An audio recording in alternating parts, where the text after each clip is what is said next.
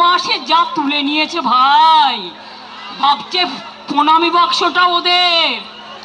বুঝতে পারছেন? অর্ধশক্তি গর্ধশক্তি যাদের মাথায় নেই, প্রণামী বক্সের টাকা ওটা যারা মন্দিরে থাকে তাদের অধিকার, তাদের অধিকার, তারা মন্দির চালায়, ভাবছে ওটা ওদের অধিকার। অলরেডি কয়েক লক্ষ টাকা ইধার উধার পকার পর। যান বিজেপি কর্মীদের জিজ্ঞেস করুন। তোলাবাজি করতে করতে সিপিএম কেও ছাড়িয়ে গেছেন, আর আমাদের কয়েকটা নির্দিষ্ট লোক করে খেয়েছে, আর আজকে বিজেপি তাদের রক্ষা কবচ হয়েছে। আমি তাদের বলে রাখি, পাড়ার লোকেরা আপনাদের বেরোতে দিচ্ছে না, পুলিশ নিয়ে ঘুরতে হচ্ছে।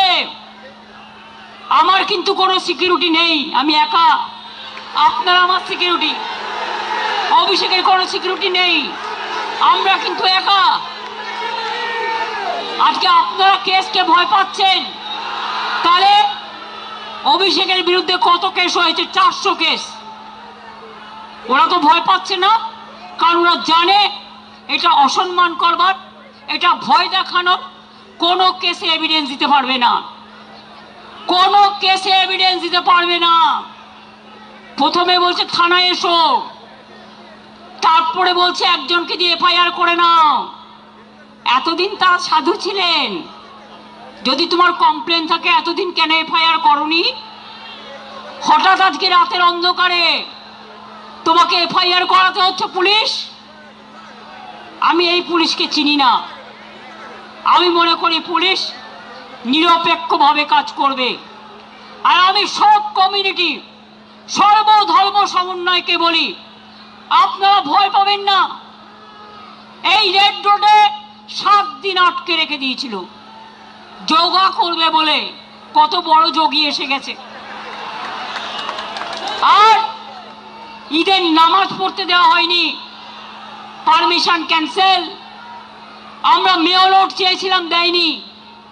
রেড রোড চেয়েছিলাম, দেয়নি। ভিক্টোরিয়া চেয়েছিলাম, দেয়নি। আমরা ডরিনা ক্রসিং চেয়েছিলাম, দেয়নি।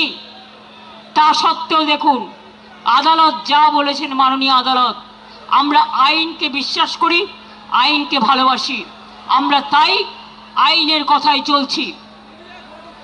মনে রাখবেন, আগামী দিন বাংলায় সবাই মিলে জোট আমরা করবার চেষ্টা করব। না করলেও ইন্ডিয়ান অ্যালায়েন্স, আমরা একসাথে চলব।